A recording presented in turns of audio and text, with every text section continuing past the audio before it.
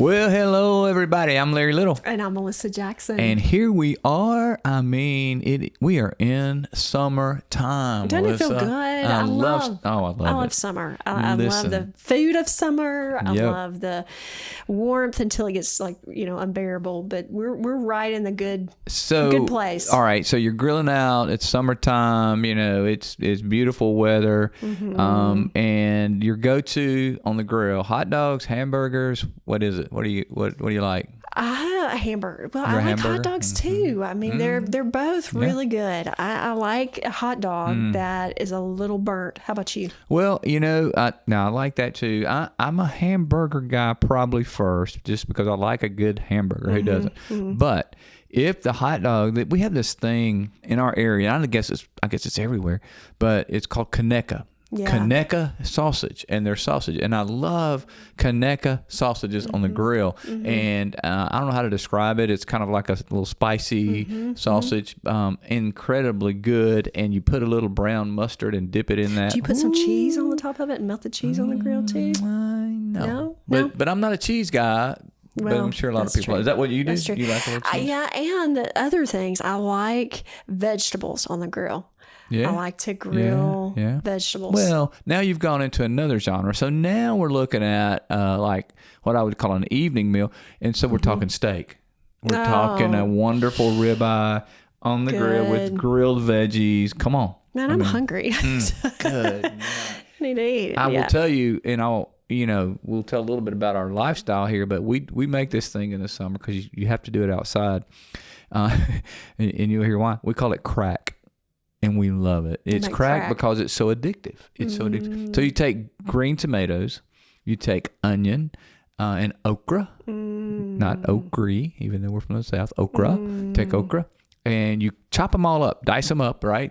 And then you put flour, and you shake them up and get floured real good. And then you got this little, and then you get a fry daddy, and, pour that oil in there, get it hot, sit it outside by the grill. And then, the idea is, so you fry it. You fry that fried green tomato, you fry the okra. And then the idea is you have that, along with your meal. It never happens, like never, because by the time they're coming out, as soon as I can pop them in my mouth, I'm eating them. Like, I don't know if we've ever made it really to the table. Maybe we have, but I love crack. So the summer food, I love crack. I'm addicted. What are we talking about today? I don't know. Well, this is timely because you just got back and I'm headed out, and we're going to talk about vacation. Have you ever gone on a vacation and have you ever come back, more tired than when you left? Oh, goodness. Where you need a vacation from the vacation. Yes. And I'm sure people can identify with that. They understand that. There's always some dynamics that go along with that.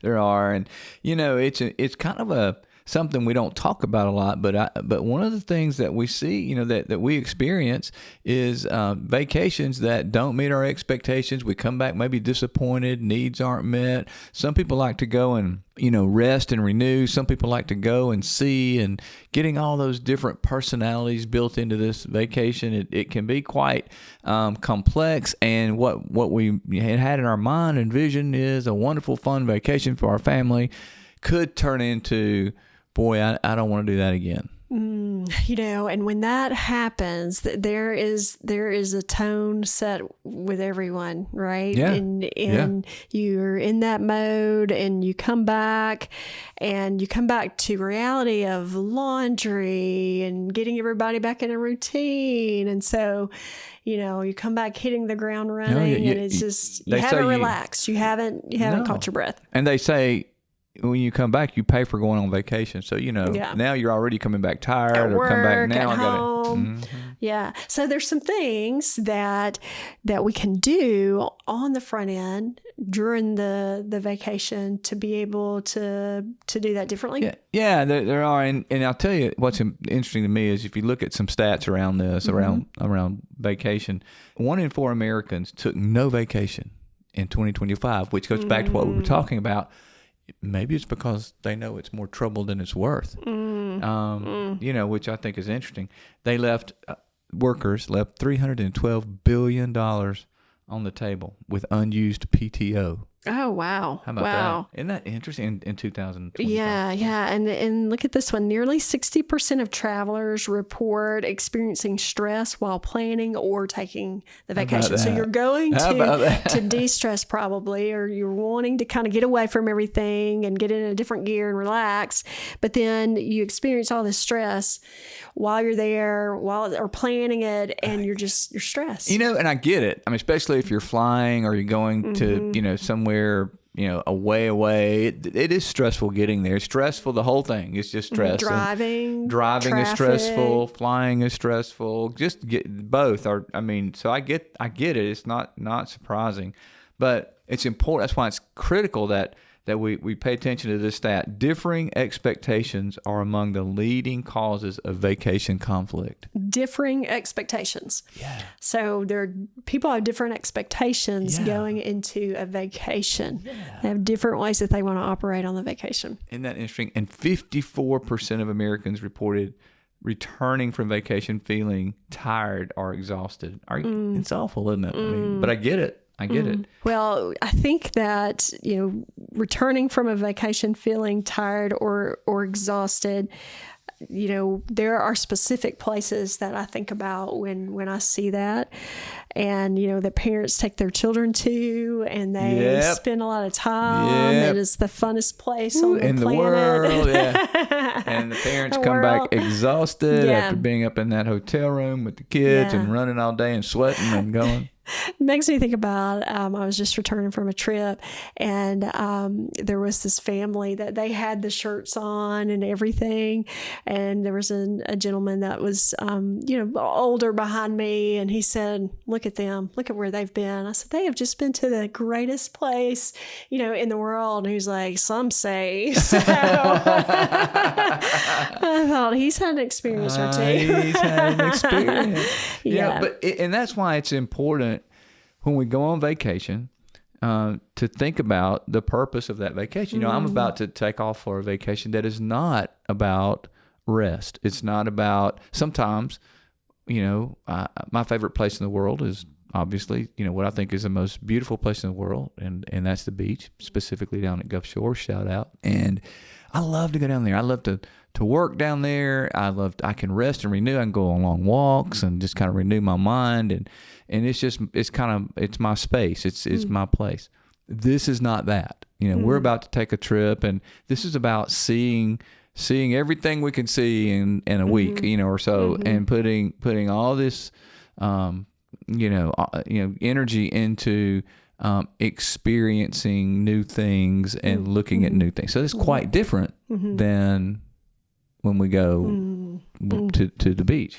Well, I like this concept where we're headed and we're going to talk about, because it's being intentional just to make sure everybody's on the same page. It's not something that you think about when you're planning for a vacation, or you're trying to get everybody packed, and you're getting ready to go, and you're trying to make sure everything is taken care of in your home that you're leaving, and all these details. And so it's not something that most of us spend energy, forethought to think about. How do you talk about the expectation of your trip? How do you get on the same page for your trip so that everybody can have some fun? They can have some of their expectations met. I think this is going to be relevant to all of us to help us. We think about, you guys are headed out, you're going on vacation of some sort, or going to the lake, or going to the beach, or going to wherever. It's real. I think some of these things are going to help us, and let's take a minute and look at these personality things again, and because different personalities, they look at a trip differently. They need different things. They need different. Like, I'll give you an example. So I told you we're about to head out to trip. It's overseas. Okay. So I have, we get all this information from our person that's navigating all of the trip for us, and so she sends us these documents. The other day we got a document, and she said, "Here are documents." We're in a group of friends going, "Here are the documents for your group." And, I know some of you will read every detail. And then she says my wife's name, Melanie, because my wife, the camel, will read every detail of those documents. Now, would we like to hear how many documents I've read? You're getting ahead of her, and you are going to read everyone. It means so much to me, those details. Yes. Well, what you're saying, so some people want an adventure on their vacation. Right. Some people want to rest and kick it in neutral. Right. Some people want to connect. They want to make sure they have time and energy for conversation. Some people want freedom. They want freedom from a schedule, from a watch, a time frame. Be alone, So everybody, has something different. Yep. So as we think about that, first, make sure we know our purpose of where we're going. Now we have our purpose aligned. If we're going on a sightseeing trip is one thing. If we're going on a beach trip, it's a lake trip, it might be another. But let's look at how personalities might view or might jump into these trips that we're planning. So our competent camels, like I just mentioned too with my wife, they love, the whole thing about camels is they love the preparation for the trip.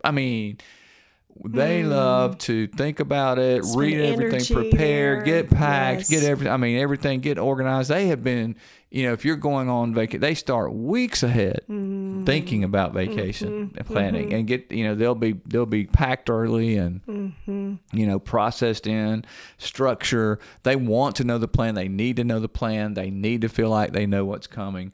And so they'll research things. All these sites we got research going on. We got all kind. We need an itinerary for every day, and we need to be able to check that. The enjoyment is in the process. Yeah. The enjoyment is in thinking about preparing this for who I'm going to be with, and how can we enjoy that? Because I'm creating a process that is going to, provide these memories. It's going to create a connection for our family, and so the details, thinking through, and as you're thinking about this, you're seeing these memories that are going to play out or form. And so camels love that. They love it. Yeah. And I know you've experienced that in your family. You have a secondary camel in your house, and I have a primary camel in mine, and on trips they are our research person. They go after it. They plan it. They get our and I appreciate that, because if you're taking a train ride, you need to know, right. The details around those things. 100%. If you're doing something, you don't want to just show up at the gate, and so it's super important. It's so nice, very and valuable. It's very valuable and very energy saving, because it's exhausting for me to think to do all those things. But the problem is now we kind of depend on them to do it all the time. So when they don't, we can be in trouble. But those camels are processors. Our leading lions, for them it's important that we have a big picture. Hey, let's have some adventure. Let's have some fun. Let's go get some things. Let's get out and conquer the city. Let's go. Let's go. Let's do it. Hey, I want to back up for just a minute too on those camels. So we're talking about what they enjoy about a vacation, and that's the preparation and the planning. And so I think if we're talking about what they need too around that, is they've done all the pre-work. And so I think it is important to be able to come back to those camels and make sure we appreciate all that they've put together to get the family where they need to go. You look okay. Camels, we appreciate you. I wish Thank people you could to see all the his camels. Face. He's not with me. He hasn't gone back there with me. He's really struggling. Let's validate the camels. This. Okay. You need to hear this. Thank you for all your detail. We do appreciate them. Really. I'm serious. We do. Now he's placating us. So we should just move on. So back to those lions. Let's move to the lions. All right. Thank you, camels. One more time. Thanks to the camels. Shout out to all the camels. That sounds very authentic, doesn't it? It's coming from a very sincere place. Just move on. Can we move now? Do I need to validate again? No, we're good. We're good. Please don't do that. So let's talk about the lions. The lions, yes, they want an adventure. Let's go. They want something that that is gonna be exciting, and something that they've maybe had a thought about and thought, well, wouldn't that be cool to go do? We should make that happen on a side trip, right? Look, lions just say, camels, look, this is a place where you can lead. I'm glad to be there. I got the big picture. I want to go see the whatever, but you tell me how we're going to get there, and that's called teamwork, and it works. They're going going. Let's go get it done. They may not have a clue about how to get there and the details and the timing it takes and all that. And that doesn't matter. Yeah, it really doesn't. In fact, that's like a little challenge. If I can, I have only this amount of time and we can get from here to here, it's a challenge and they're on board for that memory. I will say this. These lines also will tend to task, even when they're supposed to be on vacation. So we have to kind of be aware of that. And there's some ways we can help manage that, but the lions are going to be checking their emails. They're going to be working a lot. I mean, even on vacation, because they have things they need to get done. And to understand that they need some of that, I think is important. You kind of want them to do some of that because they're going to probably drive you crazy if they don't have something to accomplish. So it might look like part of the expectation is giving that person permission, but then also being able to talk about, what else you want to create. Yep. To give that lion, some verbal, direct conversation of, I am going to need you to come sit down for a little while and just hang out and look at the water or whatever the case may be. I think you're right. I love that what you said, the verbal expectations you're setting. We'll talk about expectations in a minute too. I love that. And that helps them because then they can modify their behavior. They can get there. And then it becomes a choice for them once they become aware. So that's great. That's a great word. People loving parrots. Oh, this is an easy one. Melissa, what do they want to do? I mean, let's go have some fun. Let's have socialization. Let's laugh. Spontaneity of seeing something that together that we never even thought we could see. I want that parrot beside me because I want the parrot to start talking to the locals and find out the inside scoop on things. If I'm interested in the culture or if I'm interested, those parrots can get those conversations going and bring people into the experience. But you wouldn't have gotten there, Larry, if you didn't have the camel that helped you get there. I just want to plug that one more time. Back to the camel. But anyway. Thank you, camels. We love you, camels. So in that parrot, when you can kind of get there with them, some of that fun, those are the memories you don't forget. Those are the things like you tell the story, for years and years and years to come, because it was probably like a little chaotic and fun. It was maybe a little crazy. Maybe, it was something that creates this memory that lasts a lifetime. All right. I have to tell you a memory. So we were traveling with some friends and we were all friends, and we were on a cruise ship, right? And we had docked for an excursion, and we all went to do this excursion. And a friend of mine and she was just a great friend, and we've been friends for years with her family. And she is the biggest parrot you've ever met in your life. I mean, she is a parrot. So I'm on vacation. I'm kind of in that parrot mode as well at that time. And so we start talking, and we were talking about something and just laughing and having a great time. We're walking down the dock where you have to get in line and show your credentials to get back on the ship. We're just talking to people around us, having a great time, asking them where they're from. We get up to the ship. You have to show your credentials. We reach out and put our credentials in the scanner. I mean, sirens go off. I mean, here comes security. I mean, everybody's looking at it. And come to find out, we were trying to get on the wrong ship. We had walked all the way down the pier, all the way into this ship that we had that was not our ship, wasn't even our company. Goodness, that's hilarious. And they were like, yeah, thank goodness they were gracious, and they did not arrest us on this wherever we were. But yeah, it's just been pat you on the back. Hey guys, your ship is like over there. Like you're not even in the same area. I don't know what y'all were doing. It's a great story. It's a great story. Yeah. That is a great story. And everybody that you tell that to, I'm sure, enjoys that laughter and that humor. And so, those parrots, they want to be able to create those new experiences. And so you got to have some of those. You got to have, and let's just go back and say camels would never do that. They would have to. Not on their own. Another shout out to our camels. They would have had those details covered. They'd have been on the right ship every time. But that we all need each other. And those camels need those parrots for, you remember that time? All right, tranquil turtles, talk about it. Yes. So the turtle needs on vacation to be a turtle. They need permission to be. They need permission to unwind, to just relax, to be able to catch their breath, and to just kind of kick it in neutral. Yeah, I will tell you, this is a little inside baseball, I think, on how we travel or what we do. When I go on vacation, if I'm like traveling with somebody, especially if it's just like us and them, like another couple. Man, it's important that person be a turtle, or at least know how to have turtle time. Because if I'm going to rest or renew, last thing I want is, somebody causing chaos or thinking we have to be gone. So turtles are wonderful. They're great to travel with. They're fun to be with. They're very flexible. I like turtles. I love turtles, and my turtle. So like when we go to the beach, it is so much fun because we like to have our morning time, and it takes a lot of, we have a lot of time, and we watch everybody go down and set up their chairs, and we watch the early risers. I mean, they get out there before they're claiming their spot on the beach. I mean, and they, people are fishing. It's like really early in the morning, but they're it might be raining. They're claiming their spot, and we're just sitting up there having our coffee, going, look at that. You know what? Look at that happening. Look at down there. Well, they got a good spot, didn't they? Right. Well, look at that rain coming down. It has stopped that person.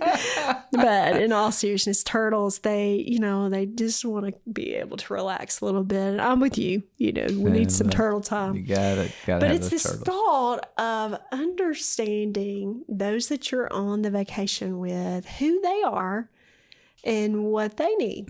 So everybody can have a piece of the vacation and get a chance to renew. So that's the key, is setting appropriate expectations, knowing who they are, knowing their personalities, setting expectations around those. And I think when we do that, it really sets us up to, if you're lying to say, hey guys, I'm going to be working, at this part of the vacation. And it's not that I don't want to be on vacation, just that I need to work. And boy, that allows everybody to kind of know. Same thing, to know that parrot needs some spontaneity. That turtle needs that early morning turtle time. That's a gift to your turtle, to turtle, have that turtle time with him. To know that camels need to know, okay, what's going to be the plan for the second half of the day or the second half.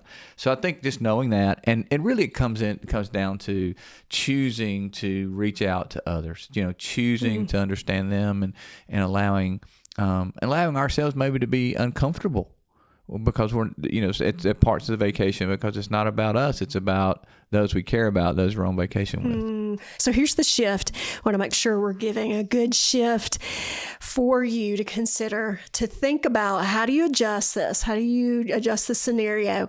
How can you shift from making sure, the experience is just what you want it to be? You're trying so hard, maybe controlling the experience, to managing the expectation. And really to manage that expectation, it happens more on the front end of having some conversation, being able to start that conversation no matter what your personality is.